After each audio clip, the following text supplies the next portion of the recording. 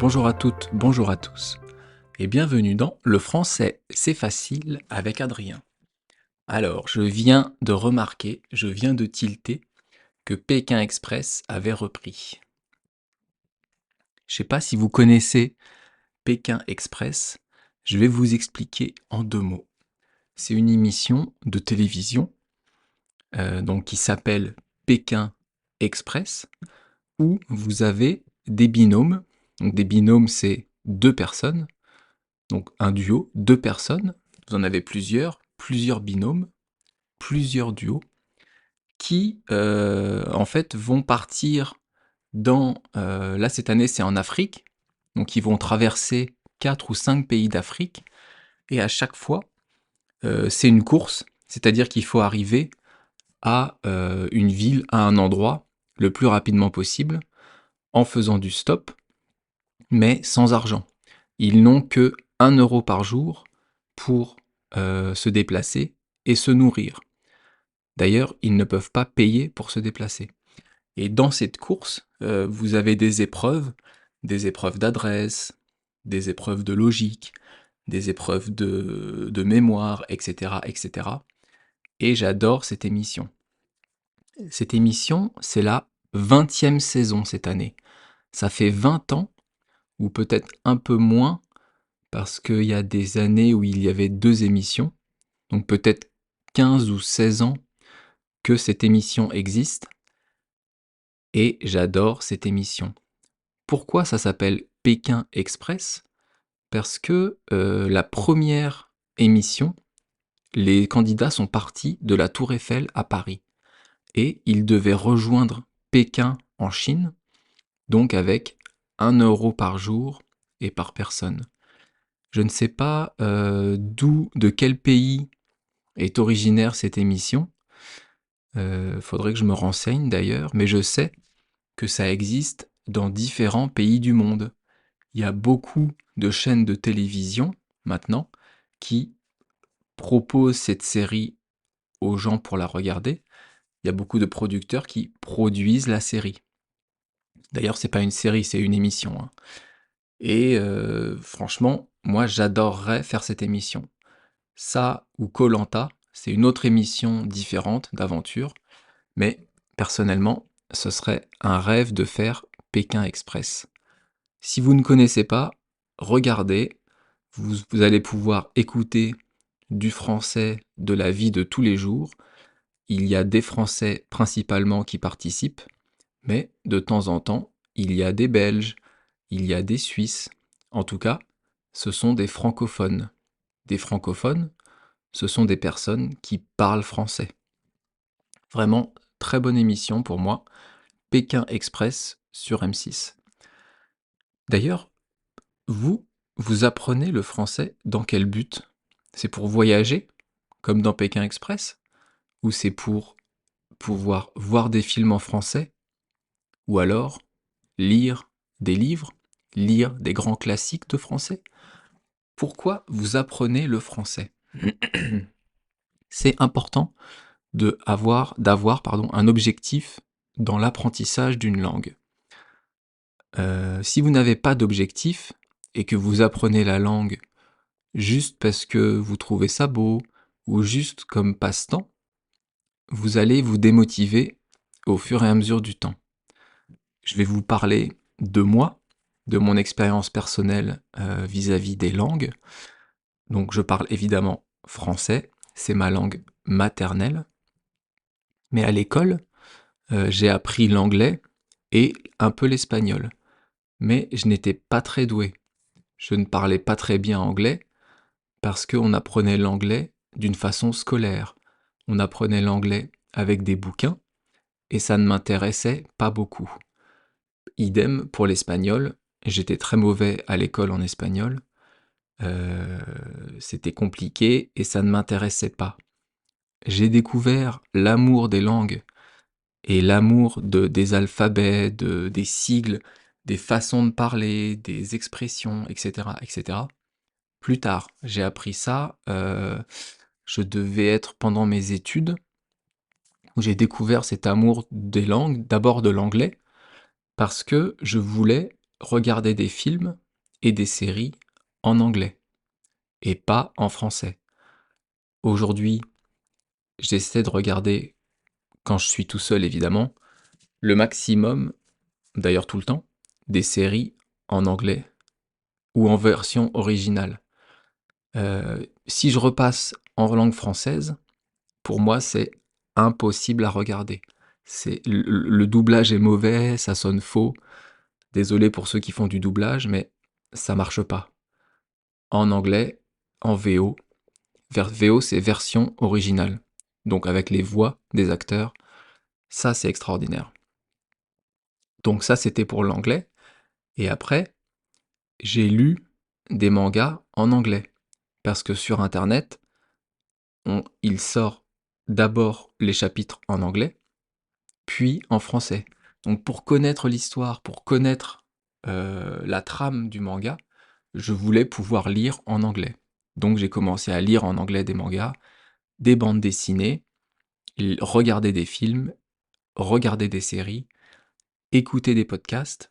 Je vous conseille d'ailleurs un podcast américain qui s'appelle Judge John Hodgman Podcast. Je vous en parlerai une autre fois. Je vous expliquerai ce que c'est très sympa. Donc, pourquoi vous étudiez cette langue? Pourquoi vous voulez apprendre le français? Il faut avoir un objectif. Maintenant, pour moi, je parle anglais pas couramment, mais je peux me débrouiller partout dans le monde. Tout le monde me comprend en anglais. J'ai aucun souci avec ça.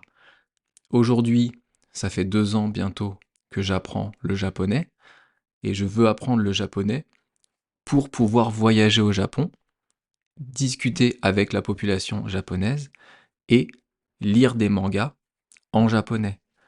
Lire des mangas en japonais, j'arrive maintenant à le faire doucement. J'ai besoin de réapprendre à lire puisque l'alphabet est différent, réapprendre la prononciation, les intonations, mais ça se fait avec le temps. Donc j'ai un objectif, et cet objectif, il est clair, il est précis, et je sais où je veux aller. C'est important d'avoir cet objectif pour pouvoir se motiver à apprendre la langue et prendre du plaisir surtout à apprendre la langue. Là, en juillet, je vais essayer de passer le JLPT niveau 3. C'est un examen de japonais international. Eh bien, c'est mon objectif à court terme. C'est dans 4-5 mois. 5 mois. Ensuite, mon objectif à moyen terme, c'est de lire des mangas plus rapidement en japonais. Ou plutôt à long terme celui-là. Et mon objectif à moyen terme, c'est de pouvoir voyager au Japon et de parler avec les gens. Donc définissez-vous des objectifs, c'est très important, afin de pouvoir être motivé et d'accomplir des choses dans vos objectifs. Alors l'expression du jour, maintenant qu'on a fait cette petite introduction sur Pékin Express et les objectifs d'une langue, les objectifs d'apprentissage de la langue, l'expression du jour c'est le pied. Alors, c'est le pied. C'est, ça se compose du mot se et de est. Se, le pluriel, ça serait c'est. C-E-S. Donc se, c'est e. Le pluriel, c'est C-E-S. Et le féminin, ça serait cette. C-E, de T-E. Par exemple, pour le pied, c'est le pied. On dit ce pied. C'est pied, si c'est pluriel. Si c'est féminin, on pourrait dire cette jambe. Cette jambes. Et s'il y en a plusieurs, ces jambes. Ces jambes. Donc ce, ça sert à présenter quelque chose ou une personne. On pourrait dire pour un animal, ce chien, ce chat, cette personne, ou pour des objets, cette porte, cette maison, cette table, ces chaises, etc., etc. Donc ce, cette ou ces, ça sert à présenter des choses. Vous avez vu que ce, le pluriel, c'est C-E-S. Et cette, le pluriel, c'est aussi C-E-S. Donc le singulier va changer, ce ou cette, mais le pluriel va être le même. Donc ça, il faut bien le retenir. Donc je vous disais, c'est le pied, c'est, C'-E-S-T, c'est la contraction de ce et de est. Ce sert à désigner quelque chose, et est, c'est le verbe être qui est conjugué à la troisième personne du singulier. Donc ça s'écrit E-S-T. S'il était conjugué à la deuxième personne du singulier, on dirait tu es, et ça s'écrit E-S. Il n'y a pas de T. Alors c'est le pied, c'est, est très souvent utilisé en français. Surtout quand on veut décrire quelque chose. Donc on emploie un adjectif. Vous parlez, on va dire, du ciel. Vous pouvez dire c'est beau, c'est un beau ciel. Dans un magasin, si vous voyez un produit qui est trop cher ou qui est cher, vous pouvez dire c'est cher. Le matin, le café ou le thé, c'est chaud. Vous voyez, on peut utiliser le mot c'est dans beaucoup de cas. C'est très utilisé en français et c'est facile à utiliser. Vous êtes à un magasin de vêtements, un autre exemple, et vous essayez un t-shirt, mais qui est trop petit. Vous allez dire c'est petit, c'est trop petit. On peut utiliser ce mot c'est pour beaucoup de choses. Et quand on dit c'est, ça veut dire que c'est quelque chose, c'est une chose. S'il y a plusieurs choses, le pluriel de c'est, ça serait quoi? On a dit que c'est composé entre ce et est. Eh bien, le pluriel de ce et est, ça serait ce, sont. C'est à la troisième personne du singulier, donc E-S-T. Si vous voulez le passer au pluriel, il faut que ce soit la troisième personne du pluriel. Donc, ils sont. C'est, ce sont. Il est, ils sont. J'espère que vous comprenez. Ça, c'est la conjugaison du verbe être à la troisième personne du singulier et à la troisième personne du pluriel. Je vous le conjugue au présent à toutes les personnes. Je suis, tu es, il est, nous sommes, vous êtes, ils sont. Ok, j'espère que vous comprenez et que c'est pas trop compliqué. On continue sur l'expression. Donc c'est le pied. Le, c'est un article masculin parce que pied est masculin. Si le mot pied, si le mot d'après, donc c'était jambe, on dirait c'est la jambe. On utiliserait le féminin. Et si pied est au pluriel, s'il y en a plusieurs, on dirait ce sont les pieds. Ce sont les pieds. Pied, c'est quoi? On en a parlé déjà dans plusieurs podcasts. C'est la partie du corps qui touche le sol quand on marche. Donc c'est l'extrémité inférieure, le plus bas des jambes. Chez un humain. Chez un animal, on parlera plutôt de pattes. Et donc ce mot pied, je vous disais qu'on l'a déjà vu dans 2 podcasts. Le premier, c'est quoi déjà? Ah oui, bon pied, bon œil. On a vu bon pied, bon œil comme expression. Et le deuxième, c'est se lever du pied gauche. Donc vous voyez, on a fait ensemble que 30 ou 32, 33 podcasts, je ne sais pas. Et on a déjà vu le mot pied 3 fois. Donc c'est un mot, évidemment, une partie du corps humain qu'on utilise beaucoup. Mais on peut aussi parler de pied quand on parle de la base d'un meuble. On dit un pied de table. C'est ce qu'il y a en dessous du plateau. c'est ce qui tient la table. On peut parler d'un pied de chaise. Quand vous avez une chaise où vous vous asseyez, ce qu'il y a en dessous, ce qui tient la chaise, ce qui relie la chaise au sol, c'est le pied de la chaise. On peut aussi parler, pour une lampe, d'un pied de lampe. Vous avez l'ampoule au-dessus, avec l'abat-jour, et en dessous, la partie plutôt droite généralement, c'est le pied de la lampe. Mais ça veut dire quoi, c'est le pied? C'est le pied, c'est quelque chose de génial, quelque chose d'agréable. C'est une sensation de bien-être. Vous pouvez utiliser cette expression dans beaucoup de domaines. Et, franchement, on le dit souvent en français. C'est quelque chose de top. Je vous donne quelques exemples, comme d'habitude. Vous rentrez du travail, vous êtes fatigué, vous avez passé la journée à bosser. Vous rentrez chez vous, vous vous faites couler un bain chaud, avec des huiles essentielles, avec de la mousse. Vous rentrez dans le bain, et là, vous pouvez dire, c'est le pied. C'est vraiment le pied. Un autre exemple, vous faites du sport un matin avec des amis et vous adorez ce sport. Vous allez faire du golf, du tennis, du badminton, du foot. Vous passez une super matinée, vous pouvez dire c'est le pied d'être avec vous. Vraiment, c'est le pied. Un autre exemple, on va dire vous invitez des amis à un barbecue.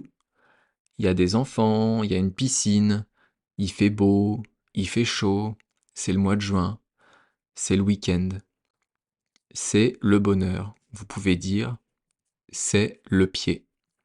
Dans toutes les situations où vous ressentez un bien-être, vous pouvez utiliser cette expression. Et d'où elle vient cette expression? Ça vient du 19e siècle. À ce moment-là, les pirates et les corsaires divisaient leur butin à parts égales. Alors, je vais vous expliquer ce que c'est un butin, parce que c'est compliqué. Un butin, c'est un trésor en fait. C'est ce qu'ils avaient amassé comme argent, comme trésor.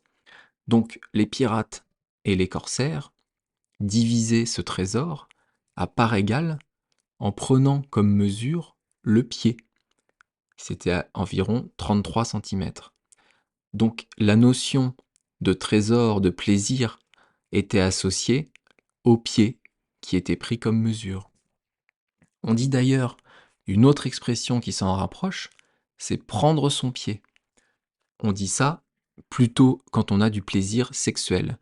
Mais on peut aussi utiliser cette expression, prendre son pied, pour autre chose. Par exemple, vous avez toujours rêvé de sauter à l'élastique. Le jour où vous le faites, après, vous pouvez dire « j'ai pris mon pied ». Ça, c'est une notion de plaisir extrême, de sensation intense, de plaisir poussé, oui c'est ça, à l'extrême. Vous pouvez dire c'est top, c'est génial, ou même quel pied.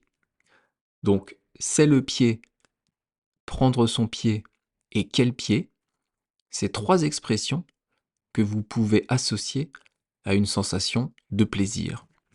En anglais, excusez-moi, on dirait it's terrific, it's amazing. Et en japonais, kimochi ou sugoi desu ne, hontou ni sugoi.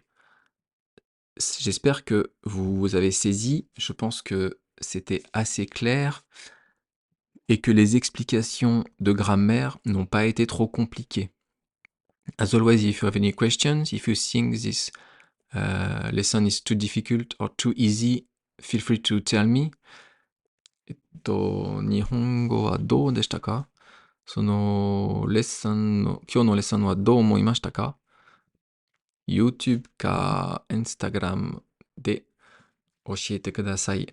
コメント教えてください。ありがとうございました。Merci beaucoup de m'avoir écouté encore une fois aujourd'hui jusqu'au bout. Ça fait très plaisir de savoir que je peux vous aider dans l'apprentissage du français. Et bien sûr, à demain, à bientôt, bye bye, hasta luego. Matane.